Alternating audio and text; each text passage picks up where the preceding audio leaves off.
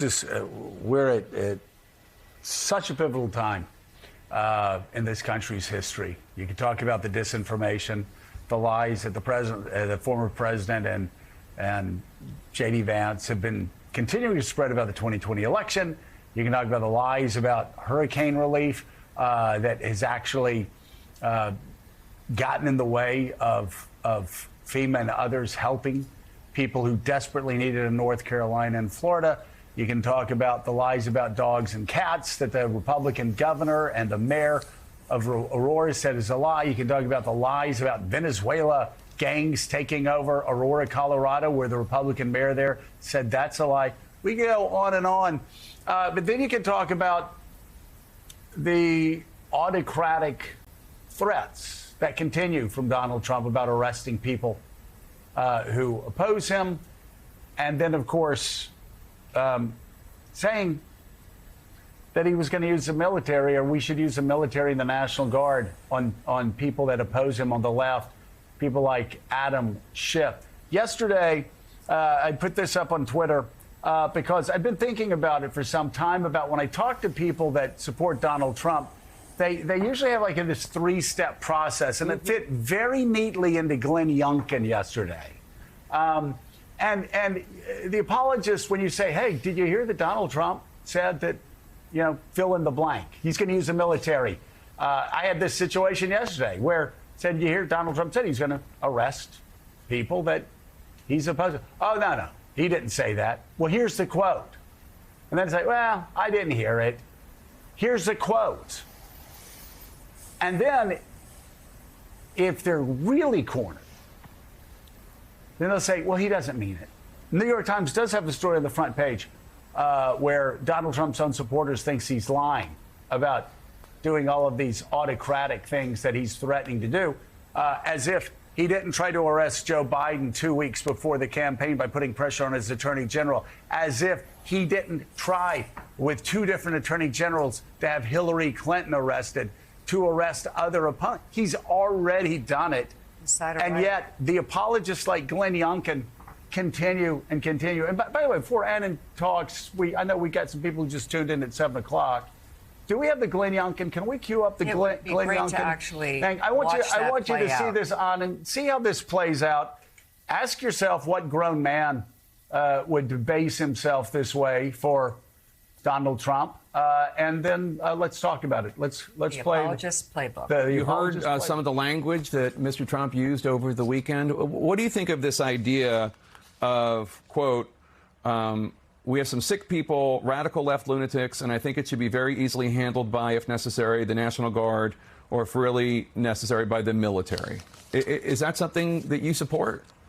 Jake, first of all, thank you for having me. And I guess what I want to just make very clear is that it's my belief that what former President Trump is talking about are the people that are coming over the border, that in fact are committing crimes, that are bringing drugs, that are trafficking humans. Yeah, he's lying here. And that are turning every state into a border state. And I'm a governor of a state that is not near the southern border, and yet I see the impacts of 10 million people illegally coming across the border every single day. But that's not what I'm talking about, because he was talking about sick people, radical left lunatics who should be handled by the National Guard or the military. And then later on in that same speech, he said that one of the lunatics he addressed was Congressman Adam Schiff. That's who he was talking about using the National Guard and military against radical Why are you shaking your head, lunatics. Governor? Enemy from within, people like Adam Schiff. Again, Jake, I don't think that and again, I can't. I'm just reading his speak quotes for him.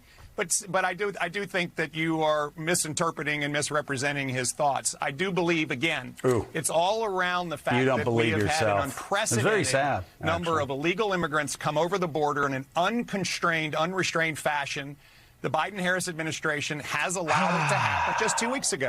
By the way, we in fact had senior people from our national security apparatus say that there's 15,000 violent felons in the United States. They have no idea where they are. That is what I believe the president is referring to. Some of those I don't that think came that he's in referring during Donald to Trump's elected term, people by the way. in America. But I'm literally reading his quotes. I'm literally reading his quotes to you, and I played them earlier so you could hear that they were not made up by me. He's literally talking about, quote, radical left lunatics. And then one of those lunatics he mentioned was Congressman Adam Schiff. But I'm talking about Donald Trump saying that he wants to use the National Guard and the military to go after the left. That's what he's saying. I don't believe that's what he's saying. But listen, you and I are going to argue about that. That's what he said. I would suggest if you would also. I played the quote and I read it to you. That's what he said. You can wish that he weren't saying that, but that's what he's saying. I mean, that's exactly the playbook, and that happens over and over and over again on everything. I expected a Will Ferrell line out of Anchorman. Well, agree to disagree on the German meaning of San Diego. I mean, it would be funny if it weren't so dangerous. It's very dangerous. Here, you actually don't have Anchorman. You have Orwell's 1984, where the first rule is not to believe your eyes or your ears, and to lie and to follow what Big Brother says. This is all, again, this is so extraordinarily clear. And what are we talking about? We're talking about Donald Trump saying he's going to use the military, or we should use the military, he says, or the National Guard, against people on the left who he says are crazy. Look, Joe, I think there's no question that there is a league of scoundrels at the top of the Republican Party who are willing to lie and cheat and steal to protect cult leader Donald Trump. I think what continues to give me pause is that that clip will run on CNN. You will deconstruct this clip here. We will talk about it. And at the end of the day, some pollsters will make some phone calls in the next few days. And this country, now fully exposed to these different tendencies, will again come out 50-50. I am less concerned, just the way I look at the world, about Glenn Youngkin's existence and character. Same here. Than I am about the fact that 50% of the total public, not necessarily people watching this show, but 50% of all people in this country, shown what you just showed, would think that he had the better side of that argument. And so I think we need to think about, when you talk about kind of not trusting what you see with your eyes and hear with your ears, the condition of the body politic in this country is such that half of us, half of people we know, half of people you grew up with, maybe more than half of people you grew up with, a lot more, have gravitated to a view of the world that is not just about small government, not just about, being wary of the unintended effects of social policy, not just, hawkish against communism or whatever it was back in the day, but a half of this country has gravitated to mendacity as the most attractive force politically that they want to go with. Half of this country has been attracted to this notion that what you see cannot be trusted, what you hear cannot be trusted, information from any media source cannot be trusted. I think there's a lot of culprits to that. I think we in the media have responsibility here. The Republican Party has a lot of responsibility. Donald Trump has responsibility. But this is a sickness that is kind of pan-national. It is pan-institutional.